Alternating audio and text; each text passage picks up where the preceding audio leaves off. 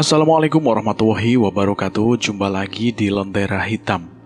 Tentunya masih bersama saya Bobby yang akan menceritakan kisah horor dan kisah mistis pendakian gunung.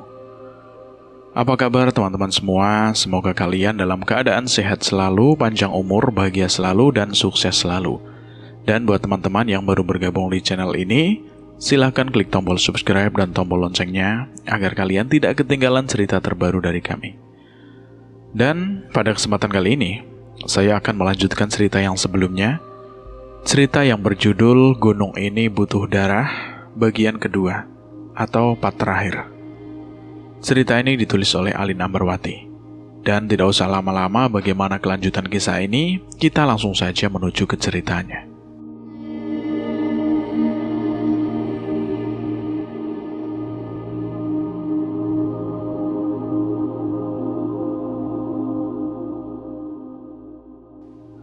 Selang beberapa saat kemudian, aku dan yang lain pun terbangun. Kami mendengar suara seseorang meminta tolong, namun kali ini bukan hanya satu orang, melainkan ada banyak sekali orang bersahut-sahutan meminta tolong.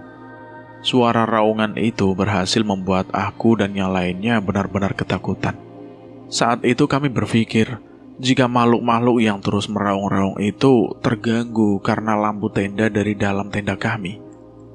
Alhasil aku pun langsung bergegas untuk mematikan lampu tenda, dan kami berempat benar-benar gelap-gelapan di dalam tenda. Rasa takut terus-menerus membayang-bayangi kami, bahkan kami sampai tidak berani untuk keluar dari tenda.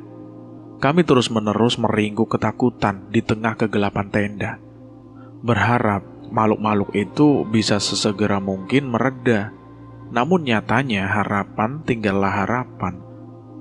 Semakin gelap lampu tenda kami, makhluk-makhluk itu justru semakin menjadi-jadi. Gangguan yang kami alami benar-benar nyata dan begitu mengerikan. Duh, gimana ini Sen? Mereka justru semakin membabi buta, kata Alif yang ketakutan. Aku pun menjawabnya. Kita harus tetap berusaha tenang, Liv. Gimana bisa tenang, Sen?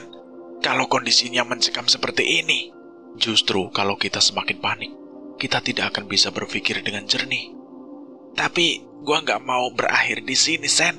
Sumpah, gua benar-benar takut. Saat aku sedang berdebat dengan Alif, Raf justru merasakan keanehan yang dialaminya secara langsung. Ia merasa seperti ditiup telinganya dan merasa ada seseorang yang memukul ke arah punggungnya. Ia benar-benar terlihat begitu kesakitan. Sumpah, punggung gua sakit banget. Kayak ada yang mukul dari belakang, ucap Raf seraya kesakitan. Kamu kenapa lagi, Raf? Udah, jangan aneh-aneh ah.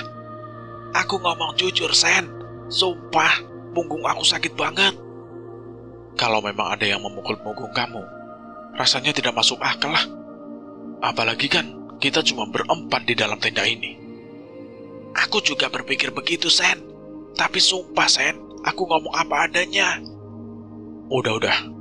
Ayo kita coba tenangkan diri kita masing-masing. Kita harus bisa kontrol diri. Ucapku mencoba untuk menenangkan semua teman-temanku. Nyatanya bukan hanya Raf yang mengalami hal janggal. Alif pun mengalami hal serupa. Ia merasa seperti ada yang memegangi kepalanya sedari tadi. Alif pun langsung memberitahukannya kepada kami.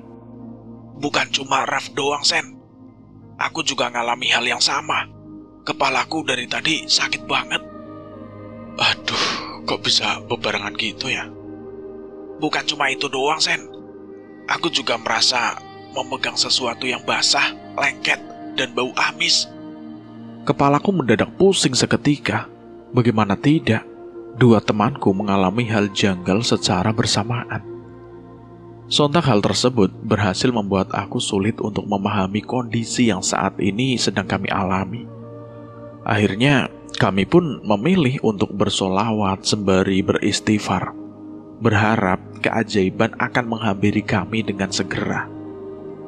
Semakin kencang solawat yang kami lantunkan, semakin lirih pula suara yang terdengar di luar tenda. Perlahan namun pasti suara itu pun enyah tidak terbekas. Karena tidak ingin terus-menerus dibayang-bayangi oleh gelap, aku pun bergegas untuk kembali menyalakan penerangan di dalam tenda. Di situ aku melihat Alif sedang menangis secara berteriak. Raut wajah lelah benar-benar tergambar dengan jelas di dalam diri Alif. Kita kenapa sih? Kenapa jadi begini? Aku capek. Udah, kalau mau matiin aku sekarang. Alif berteriak sembari menantang ke arah langit, tepat di jalur pendakian Gunung Asepan. Mendengar teriakan Alif seperti itu, sontak Raf menampar Alif dan berteriak, sebab Raf tidak ingin kondisi saat itu semakin gaduh. Plak! Liv, lu kenapa? Sadar woi. Kita di sini semua itu capek. Istighfar dan jangan ngomong yang aneh-aneh. Kamu mau selamat gak? Kata si Raf kepada Alif. Kami saling berdebat satu sama lain, karena memang kondisi saat itu benar-benar kalut, dan kami sama sekali tidak bisa berpikir dengan jernih. Benar Liv, apa kata Raf? Kamu jangan bersikap kayak gini dong. Kita semua juga di sini capek lah. Yang ngalamin hal buruk itu kan juga bukan kamu doang, tapi kita semua di sini mengalami hal yang serupa. Jadi tolonglah, kamu kurangi sedikit ego kamu. Tapi kalian gak tahu apa yang udah aku alami. Sumpah, aku benar-benar capek sama kondisi yang semrawut seperti ini. Aku juga ngalamin apa yang kamu alamin, Liv. Tapi aku mohon supaya kamu bisa tenangin diri kamu. Alif pun hanya bisa menangis dan menangis. Ia benar-benar tidak bisa berpikir dengan jernih. Ia benar-benar kalut dalam kondisi yang begitu mencekam. Bahkan omongan yang dilontarkan oleh Raf dan olehku tidak lagi bisa diterima oleh Alif. Setelahnya kondisi justru semakin tidak karuan. Tenda kami secara tiba-tiba seperti ada yang menyeret. Kami pun secara spontan berteriak histeris, seraya memohon ampun kepada penghuni Gunung Asepan. Meskipun kami benar-benar tidak tahu alasan penghuni Asepan mengamuk dan terus mengganggu kami. Bah, ngapunten, kita besok turun. Jangan ganggu kami, Bah. Biarkan kami tidur satu malam lagi di sini. Iya, Bah, benar. Kami tidak berniat mengganggu penghuni Asepan, Bah. Kami mohon ampun jika kedatangan kami justru mengusik ketenangan penghuni Asepan. Kami janji besok akan segera turun, Mbah. Iya, Mbah. Kami mohon tolong bebaskan kami, Mbah. Benar saja. Setelah kami bertiga mengucapkan kalimat-kalimat permohonan tersebut, suasana kembali mereda seperti sebelumnya. Meski kondisi sudah mulai membaik, justru tangisan kami berempat malah pecah. Karena kami benar-benar merasakan ketakutan yang begitu hebat. Pada malam itu kami putuskan untuk tidak tidur. Kami hanya terdiam, seraya menangis. Peristiwa ini benar-benar membuat kami tidak mampu lagi berpikir dengan jernih. Sebenarnya apa kesalahan kita? Pasti ada hal yang tidak kita ketahui, Sen. Apa, Ram? Entahlah, Sen. Aku sendiri pun gak tahu. Tapi aku sangat yakin kalau ada sesuatu yang gak beres. Ya sudahlah, aku harap pagi cepat datang. Di tengah lamunan kami, tiba-tiba saja Raf mengusulkan sebuah ide yang menurutku tidaklah masuk akal. Ia mengajak kami semua untuk turun segera mungkin, sebab ia berpikir bahwa kejanggalan yang sebelumnya kami semua alami pasti akan datang lagi. Namun aku dengan tegas menolak ide konyol dari Raf itu. Kita gak tahu loh, Raf. Di luar sana itu bahayanya seperti apa. Jangankan turun, aku keluar tenda saja belum berani loh. Apalagi tenda kita baru saja ditarik dengan jelas. Sumpah, aku gak akan mungkin sanggup kalau harus turun sekarang. Bagiku ya, tenda ini satu-satunya tempat yang aman untuk kita saat ini. Tapi kalau kita gak turun sekarang, justru makhluk-makhluk itu akan menyerang kita lagi, Sen. Memangnya kalau kita turun sekarang ada jaminan mereka gak akan menyerang kita saat kita turun?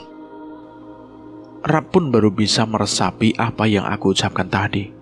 Sebab perihal masa depan kita tidak ada yang tahu selain Tuhan. Satu hal yang bisa kami lakukan di tempat ini yaitu bertahan. Bertahan untuk keselamatan diri sendiri.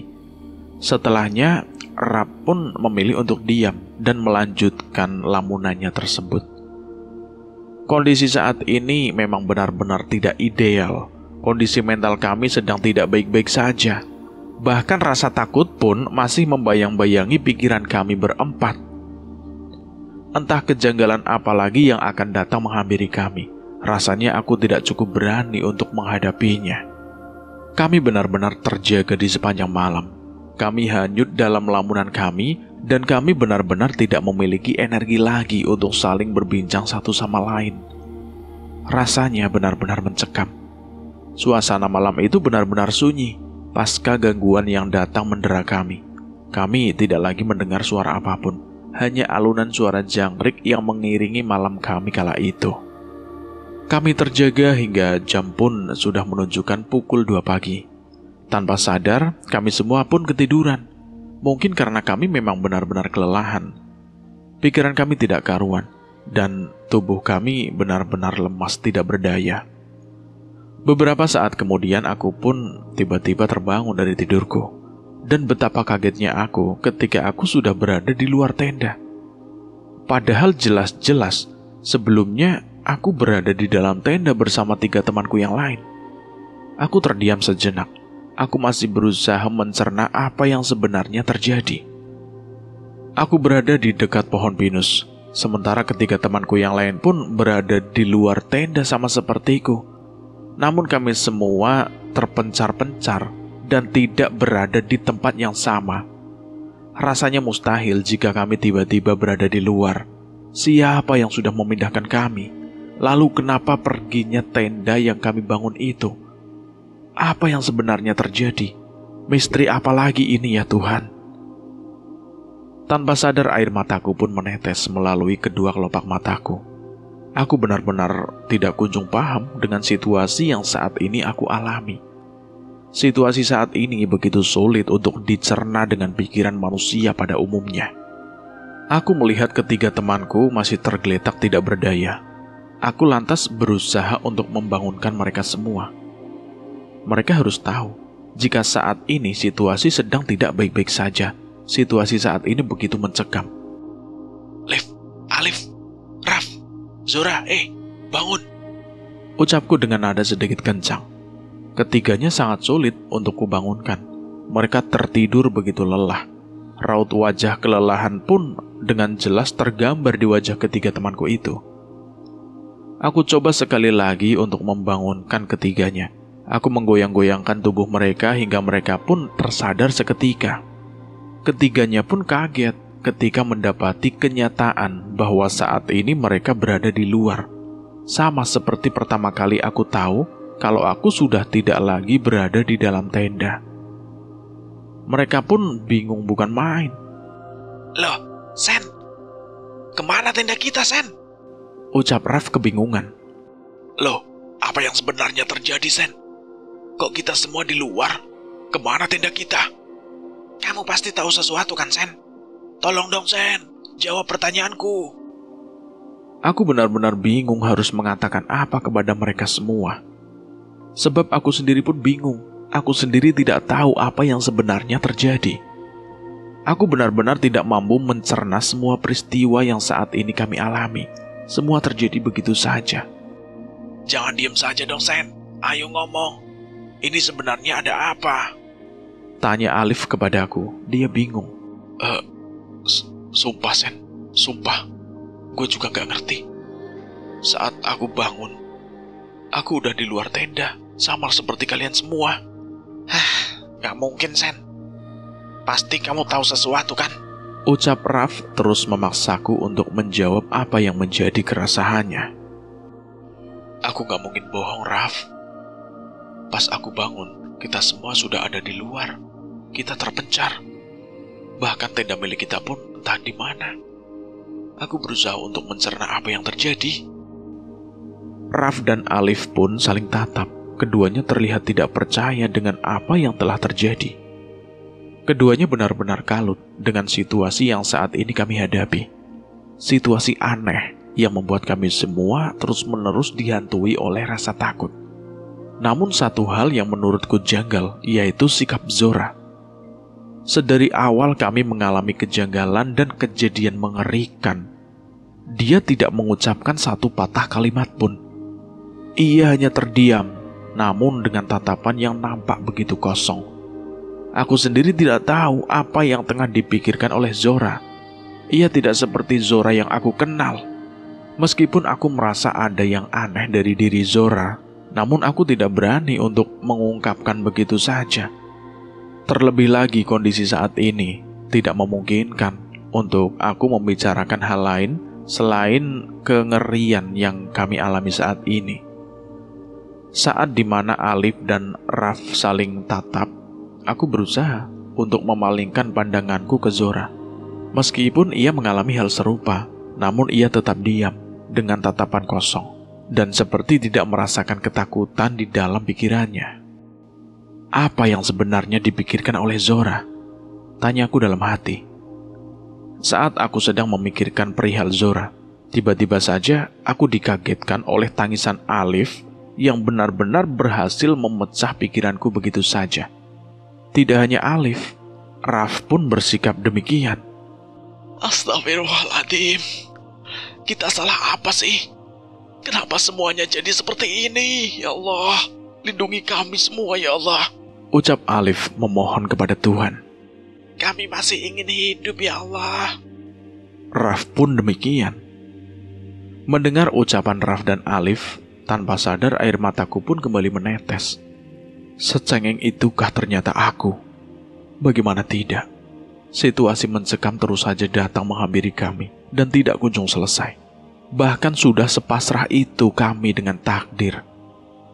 Sementara seperti apa yang aku kata sebelumnya, Zora tetap terdiam dalam lamunannya, yang entah apa makna di balik lamunannya tersebut.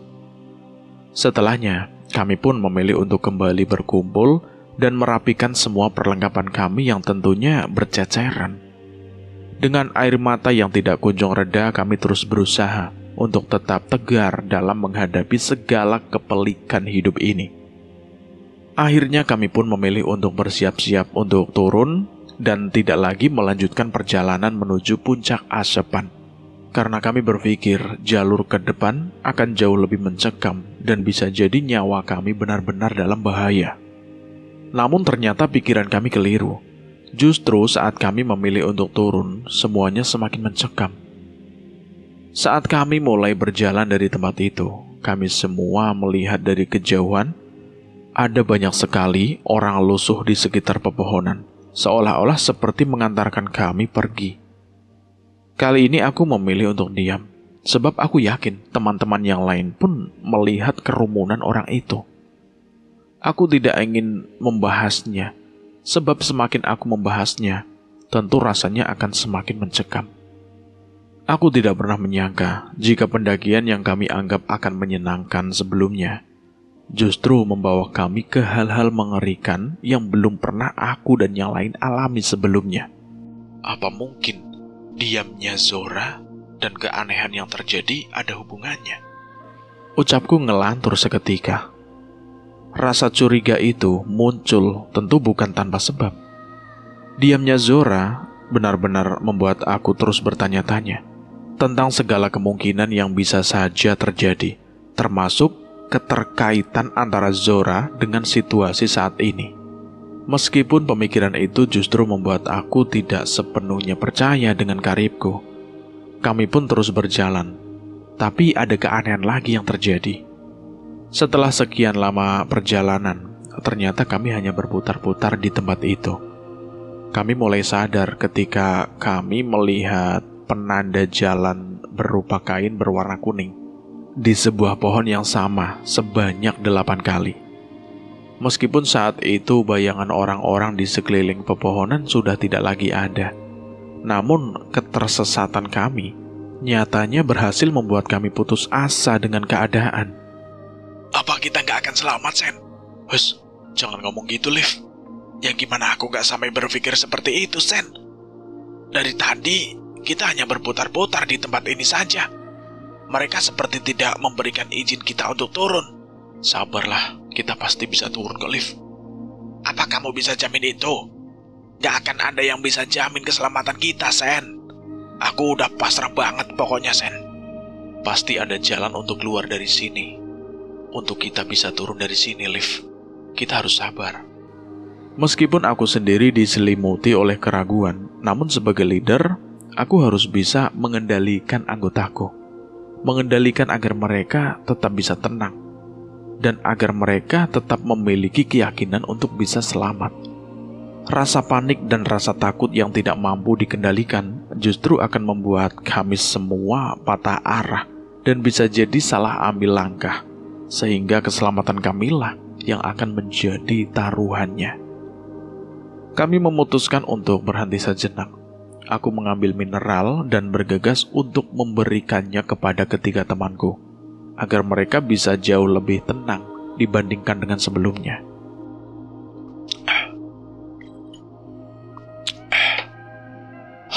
Nih, minum dulu.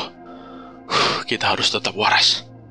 Kita mau sampai kapan terjebak begini, Sen? Iya, minum dulu. Ntar kita pikirkan bareng-bareng. Mereka pun akhirnya menenggak mineral yang aku berikan. Setelahnya mereka pun menjadi lebih tenang dibandingkan dengan sebelumnya. Meskipun tidak bisa dipungkiri, jika rasa takut masih terlihat jelas dari raut wajah ketiganya. Namun setelahnya, Alif tiba-tiba kembali menangis dan terlihat begitu frustasi. Aku berusaha untuk menenangkannya, meskipun tangisan Alif tidak kunjung berhenti.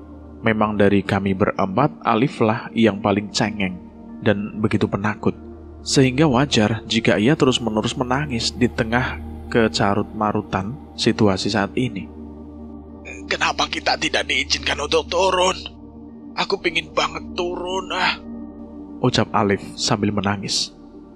Ucapan Alif ada benarnya juga. Aku dan yang lainnya juga merasakan hal serupa. Kami bingung. Sebab kami seperti tidak diizinkan untuk turun. Alam seperti terus menghalangi langkah kami dengan mendatangkan banyak keganjilan yang terus-menerus datang tanpa adanya henti. Hingga kami pun begitu sulit untuk keluar dari sini. Di saat aku dan yang lainnya ketakutan dan merasa begitu panik, Zora masih tetap diam dalam lamunannya. Akhirnya aku pun memberanikan diri untuk melempar tanya kepada Zora, sebab aku benar-benar penasaran. Zora, kamu kenapa? Kamu gak aneh-aneh kan? Bukan kamu kan penyebabnya? Aku bertanya pada Zora. Namun di situ, Zora tetap diam dan menggelengkan kepalanya. Respon Zora nyatanya tidak mampu menjawab keresahanku mengenai sikap yang ditunjukkan olehnya. Pasti ada sesuatu yang ditutupi oleh Zora. Apa mungkin dia adalah penyebab keganjilan yang terjadi di dalam pendakian ini? Atau mungkin dia membawa sesuatu yang menyebabkan penghuni Gunung Asepan murka kepada kami? Tapi apa yang dibawa Zora? Rasanya tidak mungkin. Aku cukup mengenal baik Zora. Aku pun tetap berusaha untuk berpikir positif tentang Zora.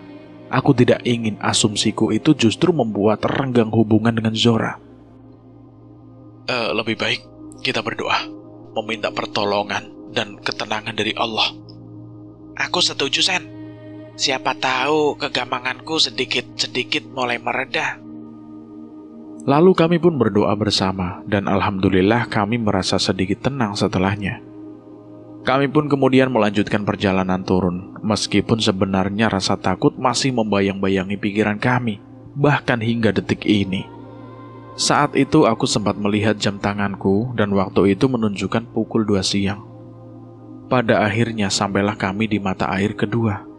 Di sana kami memutuskan untuk beristirahat dan memakan roti. Tapi di situ, Zora masih saja diam. Dan aku pun mulai merasa curiga dan kembali bertanya kepada Zora. Zora, kamu kenapa? Aku bertanya lagi pada Zora. Namun lagi dan lagi, dia hanya menggelengkan kepala tanpa keluar sepatah kata pun. Rasanya benar-benar aneh. Alif dan Raf pun melihat aku terus melempar tanya kepada Zora, namun tidak dijawab oleh Zora dengan baik. Keduanya pun mencoba untuk melakukan hal yang sama seperti yang aku lakukan. Iya Zora, kamu kenapa? Aku lihat-lihat dari awal kamu diam-diam baik. Iya Zora, aku tahu kamu pasti juga ketakutan. Tapi kamu gak bisa terus-menerus diam begini dong Zor. Kamu kenapa sih? Tanya Alif kepada Zora. Lagi dan lagi Zora hanya menggelengkan kepalanya, hingga aku dan kedua temanku pun menyerah untuk terus bertanya kepada Zora. Kami pun lantas berusaha abai dengan sikap yang ditunjukkan oleh Zora.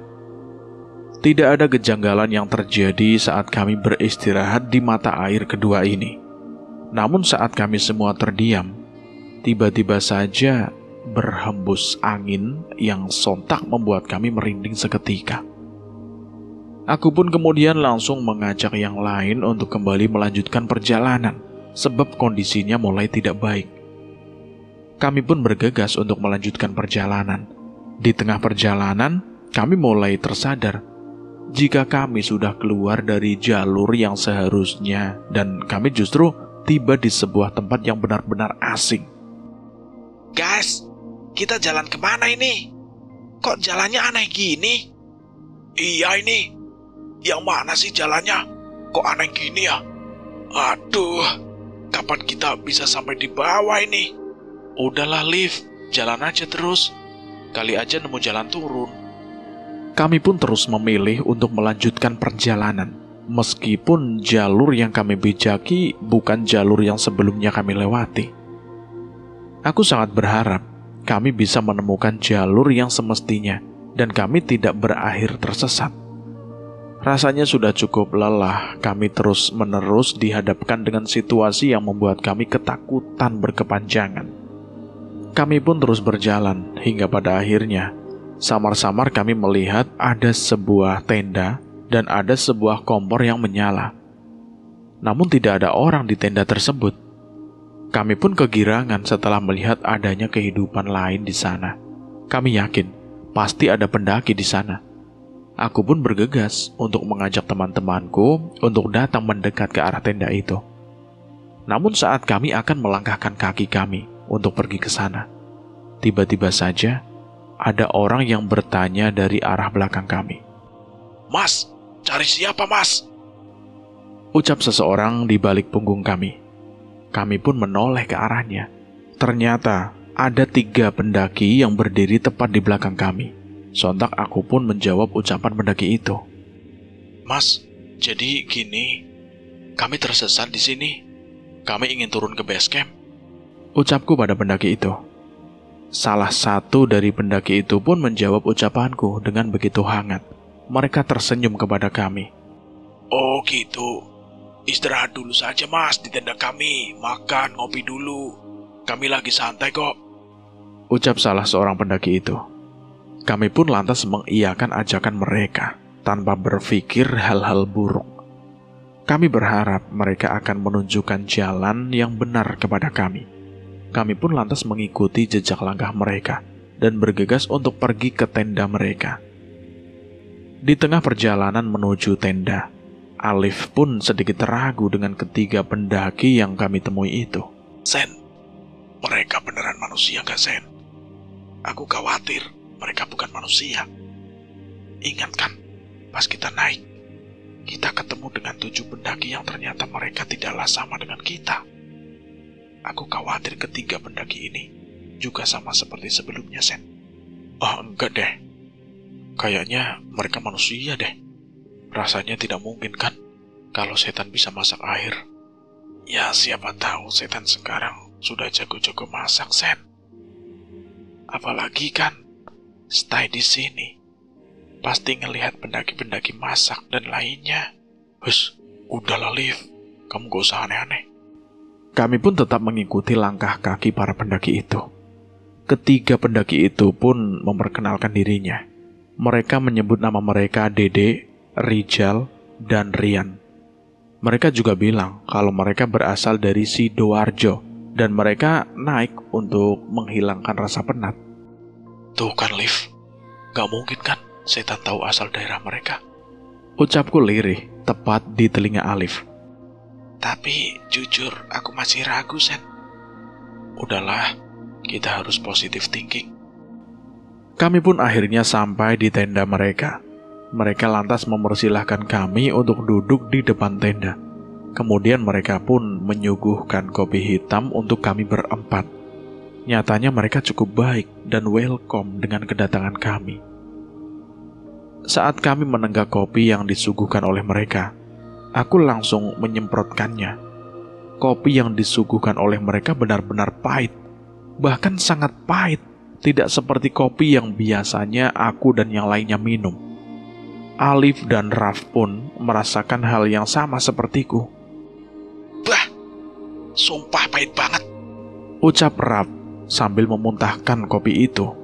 Ketiga pendaki itu justru tersenyum melihat kami merasakan pahit dari kopi yang mereka suguhkan. Namun anehnya, Zora justru tidak merasakan rasa pahit dari kopi yang diminumnya. Ia bahkan menghabiskan kopi tersebut dalam satu tenggakan. Sontak hal tersebut membuat aku aneh. Loh, gak pahit, Zor? Aku bertanya pada Zora. Zora lagi dan lagi tidak menjawab ucapanku. Ia hanya meresponnya dengan menggelengkan kepalanya. Aneh tapi nyata. Setelahnya kami pun mengobrol dengan ketiga pendaki tersebut. Aku terus mengucapkan terima kasih kepada ketiga pendaki di hadapan kami, karena mereka sudah mau menerima kami di tendanya dengan begitu hangat. Jika kami tidak bertemu dengan mereka, tentu kami akan lontang-lantung dalam ketersesatan di jalur pendakian yang kami tidak pernah tahu, tidak pernah kami lalui sebelumnya. Di sana, kami sudah mulai merasakan kenyamanan dan kehangatan. Perlahan rasa takut yang sebelumnya menguasai kami pun perlahan-lahan mulai mereda. Tanpa sadar kami sudah mengobrol cukup lama, hingga waktu maghrib pun kini tiba. Karena asik, kami sampai lupa waktu. Kopi yang mereka suguhkan pun kini sudah dingin. Sebab aku, Rab, dan Alif tidak memilih untuk menghabiskannya. Itu karena pahit sekali. Di sini mulai lagi kembali terjadi keanehan. Kami merasa aneh. Karena hari sudah mulai gelap, namun ketiga pendaki ini tidak ada satupun yang mempunyai niatan untuk menyalakan pencahayaan. Mas, gak nyalain pencahayaan atau gimana gitu? Hari kan sudah mulai gelap, Mas. Ketiga pendaki itu justru tidak menjawab ucapanku. Aku dan teman-temanku pun saling pandang karena keheranan. Tak lama kemudian, muka ketiga pendaki itu berubah menjadi pucat. Dan mereka mendadak diam dan menjadi kaku. Mas! Mas! Halo! Mas! Ucap Raf kepada pendaki itu. Tidak ada respon. Anjir, ada apa lagi ini? Guys, ayo turun. Ini udah gak beres. Ucap Alif dengan segera. Kami melihat ketiga pendaki itu sudah berubah menjadi sosok yang menyeramkan. Aku dan yang lain pun memilih beranjak dari tempat itu dan langsung berlari terbirit-birit karena rasa takut. Setelah agak jauh, kami sempat menoleh lagi ke arah ketiga pendaki itu. Dan tiba-tiba, ketiga pendaki itu berdiri dengan tubuh terpatah-patah. Dan salah satu dari mereka pun melemparkan tanya kepada kami yang sedang berlari dengan cepat. Pada mau kemana? Sini temani kami. Kami sendirian. Anjir, ternyata mereka benar-benar setan, Sen. Teriak Alif ketakutan. Melihat mereka seperti itu, kami pun lari sekencang-kencangnya. Langkah kaki kami tidaklah beraturan. Sementara ketiga pendaki itu pun terus mengejar ke arah kami. Jantung kami berdebar tidak karuan. Keringat pun mengucur tidak beraturan. Kami benar-benar merasakan puncak rasa takut dari apa yang kami alami sejauh ini. Tuh kan, Sen, apa gua bilang? Mereka bukan manusia. Maaf, Liv, sumpah. Aku pikir mereka manusia. Mereka bangun tenda, mereka masak, dan bahkan mereka menyuguhkan kopi ke kita. Rasanya tidak mungkin, Liv, kalau setan itu bisa ngelakuin itu semua. Ucapku membela diri, karena Alif selalu bertanya. Tapi kenyataannya, mereka semua setan, Sen. Udah, kalian jangan ribut. Kita harus cepat lari. Mereka mengejar kita. Ucap Raf kepada kami. Kami tidak melihat dengan seksama jalur yang kami pijaki. Hingga tanpa sengaja, kami pun terjatuh dan tergelinding ke arah sebuah jurang yang cukup curam. Kami semua pun jatuh pingsan setelahnya. Keesokan paginya kami terbangun, dan aku memegangi kepalaku yang sakit dan memar. Kemudian aku pun berteriak memanggil ketiga teman saya, dan mereka menyahut dan kami kembali berkumpul. Ini gimana ini? Kita tersesat. Kita harus apa? Kata Alif. Dia bingung. Udahlah. Kita terus turun saja. Siapa tahu kita sampai di base camp. Ucapku mencoba untuk menenangkan semua teman-temanku. Nyatanya, bukan hanya aku yang mengalami luka dan memar pasca terjatuh. Teman-temanku pun juga mengalami hal yang sama, namun berbeda dengan Zora. Wajahnya hanya pucat, namun tidak ada sedikit pun luka ataupun memar di wajah atau tubuhnya. Meski demikian, aku tidak menaruh curiga sedikit pun. Justru aku bersyukur karena dia dalam kondisi yang cukup baik, tidak seperti aku dan kedua temanku yang lain. Karena luka yang kami dapatkan, langkah kaki kami pun kini berubah pelan. Karena tubuh kami tidak mendukung untuk kami berjalan cepat seperti sebelumnya. Kami pun memilih untuk melanjutkan perjalanan kami untuk mencari jalan keluar dari ketersesatan kami. Singkat cerita, kami pun terus turun, sampai akhirnya kami menjumpai sebuah sungai yang alirannya kecil. Kami pun mengisi botol air minum di situ sambil istirahat. Setelah beristirahat, kami pun mulai kembali berjalan sambil mengikuti aliran sungai tersebut sampai akhirnya kami tiba di sebuah tempat yang tertutupi oleh ilalang tinggi. Dan kami pun memberanikan diri untuk menerobos ilalang tersebut. Namun muncul ketakutan dari dalam diriku. Bukan takut karena hantu, melainkan takut akan kehadiran binatang buas di balik ilalang tersebut, karena ilalang itu sangatlah tinggi. Setelah beberapa lama menerobos ilalang itu, kami sampai di sebuah sabana, dan kami memutuskan untuk ngecamp di situ karena hari sudah mulai gelap. Pada saat itu, persediaan makanan kami sudah sangat menipis, dan mau tidak mau kami harus menghemat. Kami pun memutuskan hanya meminum air dan memilih untuk tidur untuk menghemat persediaan makanan kami. Paling tidak, agar di keesokan harinya kami masih memiliki makanan untuk menambah energi kami. Malam pun semakin larut, sementara kami sudah tertidur cukup pulas ketika itu. Saat kami tidur, kami tidak mengalami kejanggalan apapun, namun berbeda dengan Zora. Tiba-tiba saja Zora berteriak kesakitan dan meminta-minta ampun. Sontak kami bertiga pun bangun dan langsung berusaha menenangkan Zora. Hingga akhirnya setelah beberapa saat kemudian, dia pun sadar dan kami pun bergegas untuk memberikannya air minum. Zora, kamu kenapa? Aku gak apa-apa kok, tenang saja. Kalian pasti pulang. Sekalinya Zora berucap, justru ucapannya membuat aku merasa kebingungan. Namun aku juga merasa lega, karena Zora akhirnya sadar dan mau kembali berbicara lagi. Sebab sebelumnya Zora itu tidak kunjung berucap satu kalimat pun, hanya terdiam dan mengangguk. Iya, kita semua pasti pulang. Ayo kita tidur lagi, besok kita lanjut. Pagi pun tiba dan kami berkemas-kemas lalu bersiap untuk melanjutkan perjalanan. Kami terus berjalan turun sampai akhirnya kami bertemu dengan sebuah jalan kecil di antara rerimbunan pepohonan. Di sana kami yakin kalau jalan itu buatan manusia dan kami pun memutuskan untuk mengikuti jalan kecil itu. Dan akhirnya kami menemukan jalan yang menuju ke perkebunan kopi, yang dimana lokasi itu sudah dekat dengan jalan batas naik ojek. Aku yakin, kali ini jalan yang kita pilih adalah jalan yang benar. Kamu yakin, Sen? Iya, aku sangat yakin. Terlihat raut wajah lega tergambar dengan jelas di wajah Alif dan juga Rap. Sementara Zora terlihat begitu pucat dan tidak mengucapkan sepatah kata pun. Aku sempat khawatir dengan kondisi Zora yang tidak terlihat baik-baik saja. Zor, muka kamu pucat banget.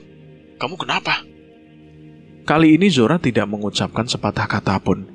Kalimat terakhir yang diucapkan olehnya adalah kalimat yang menyiratkan bahwa kami semua akan pulang. Setelahnya, ia tidak mengucapkan apapun. Ia hanya diam dengan wajah pucat terlukis di dirinya. Kalau sakit, kita bisa istirahat dulu. Zora pun menolak dengan menggelengkan kepalanya. Ia memilih untuk tetap melanjutkan langkah kakinya dibandingkan harus berhenti dan beristirahat. Kami pun tidak ada pilihan lain selain terus melanjutkan perjalanan. Singkat cerita, pada akhirnya kami sampai di base camp pada jam 6 sore. Dan di sana ternyata sudah ramai dan ada beberapa tim SAR. Beberapa dari tim SAR itu kemudian menghampiri kami dan bertanya dengan kalimat yang aneh. Kalian bertiga gak kenapa-napa kan? Tanya salah satu seorang petugas tim SAR. Kami berempat sehat kok, Pak.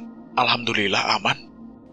Sontak semua orang yang berada di situ terdiam, dan tiba-tiba ada seorang anggota tim SAR yang badannya itu agak pendek, datang menghampiri kami dan mencoba untuk mengatakan sesuatu kepadaku dan teman-teman yang lainnya. Kalian yang selamat hanya bertiga. Teman kamu yang satu lagi sudah meninggal karena hipotermia di sabana besar. Kami menemukannya 3 hari yang lalu.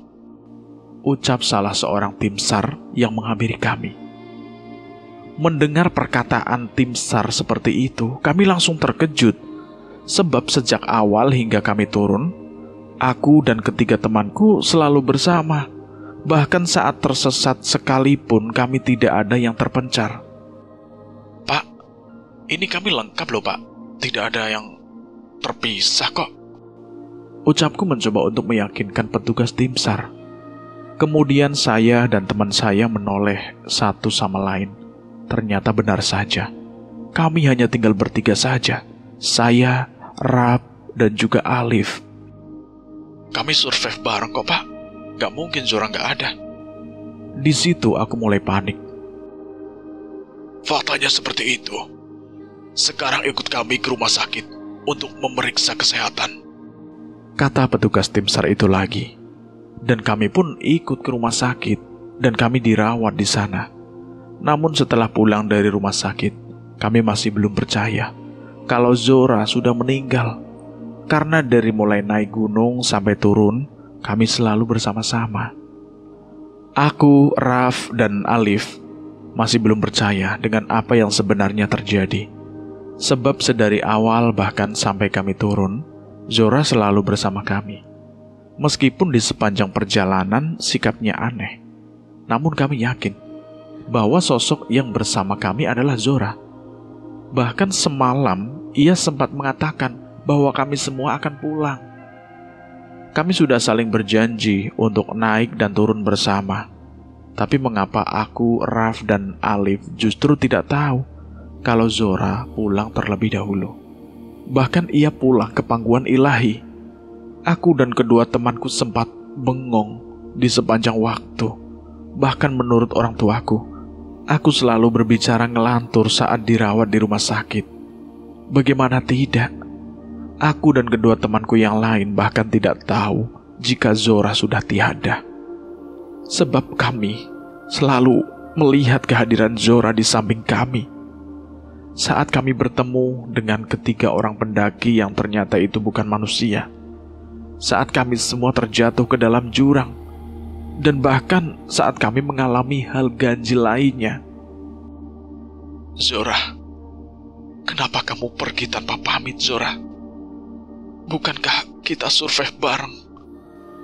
Ucapku sembari menatap ke arah langit-langit rumah sakit. Tidak lama kemudian, orang tuaku pun datang menjengukku. Mereka pun memasang wajah sedih di hadapanku. Ibu, ayah, apa yang sebenarnya terjadi? Kenapa Zora justru meninggal? Aku sangat yakin kalau kita berempat itu survive bareng. Jadi nggak mungkin kalau Zora itu meninggal, Pak. Ucapku mencoba untuk meyakinkan ayah dan juga ibu. Kamu nggak sadar, nak. Ibu tahu kalian semua sangat dekat dengan Zora. Tapi ini sudah menjadi takdir Allah. Tapi kenapa, Bu? Aku tidak kunjung paham dengan situasi sekarang. Ayah dan ibuku pun kemudian menceritakan apa yang mereka tahu. Kebetulan ayah dan ibu diceritakan oleh warga sekitar Asepan dan tim SAR yang sebelumnya itu bertugas untuk mencari keberadaan kami berempat di Gunung Asepan. Dan ternyata diketahui kalau saat itu ternyata Zora membawa sebuah jimat yang seharusnya tidak boleh dibawa ke gunung itu. Saat mendengar apa yang diucapkan oleh ayah dan juga ibu, aku benar-benar syok. Itu artinya, semua keganjilan yang selama ini aku dan teman-teman alami akibat ulah Zora. Zora membawa jimat yang sudah mengundang amarah dari penghuni Asepan. Pantas saja ketika aku bertanya kepadanya, ia tidak sekalipun menjawab pertanyaanku dengan benar. Ia hanya terdiam dan selalu berdalih jika keganjilan ini datang bukan karena ulah dirinya. Andai aku dan yang lainnya tahu jika sedari awal Zora membawa jimat ke Asepan, tentu aku akan meminta paksa jimat tersebut atau bahkan akan membatalkan pendakian ini. Andai waktu bisa diulang, tentu Zora masih berada di samping kami saat ini. Mustahil jika Zora membawa jimat, Bu. Aku sangat mengenal Zora. Gak mungkin dia bertindak sejauh itu, Bu. Ucapku menolak untuk percaya dengan apa yang diucapkan oleh ayah dan juga ibu. Tapi itu faktanya, Sena. Ibu dan ayah juga kaget. Tapi tim SAR menemukan ada jimat di saku celana Zora saat mereka menemukan jasad Zora di sabana besar. Kamu yang sabar ya. Ucap ibuku mencoba untuk menenangkanku. Tangisanku pun pecah. Bagaimana tidak, aku dan Zora itu sudah berteman sangat lama. Dan pendakian ini menjadi pendakian yang selalu kami rencanakan. Tapi mengapa justru pendakian ini menjadi akhir dari hidup Zora? Meskipun ini semua oleh Zora, namun aku masih belum bisa terima dengan kematian Zora yang tanpa aba-aba ini. Setelah beberapa hari dirawat di rumah sakit, aku dan kedua temanku pun diperbolehkan untuk pulang. Sesampainya di rumah, aku mengambil kamera milikku dan melihat hasil foto-foto yang aku ambil saat melakukan pendakian itu. Aku sangat ingin melihat wajah Zora. Namun anehnya, saat aku melihat hasil foto-foto yang aku ambil kala itu, semua file foto tersebut menjadi korup dan tidak ada yang bisa dibuka satupun. Entah kameraku yang rusak, atau ada hal ganjil yang sudah membuat semua gambar yang aku ambil itu tidak bisa aku buka. Namun perasaanku berkecamuk seketika setelah aku tidak bisa membuka foto pendakian yang kami ambil di Gunung Asepan. Setelah peristiwa memilukan yang kami alami dan pasca meninggalnya Zora, Alif dan juga Raf menjadi trauma akan gunung dan hutan. Keduanya tidak pernah lagi melakukan pendakian, bahkan sampai detik ini. Berbeda denganku, aku masih menekuni hobi pendakianku itu dan masih suka naik gunung hingga saat ini. Cerita tamat selesai sampai di sini. Bagaimana menurut teman-teman tentang cerita ini? Silahkan tulis di kolom komentar. Terima kasih buat teman-teman semua yang sudah mendengarkan cerita ini sampai habis. Semoga kalian dalam keadaan sehat selalu, panjang umur, bahagia selalu, dan sukses selalu. Dan terima kasih juga buat kalian yang baru bergabung di channel ini. Silahkan klik tombol subscribe dan tombol loncengnya agar kalian tidak ketinggalan cerita terbaru dari kami. Dan saya mohon maaf jika ada kesalahan kata. Saya pamit undur diri. Akhir kata, wassalamualaikum warahmatullahi wabarakatuh.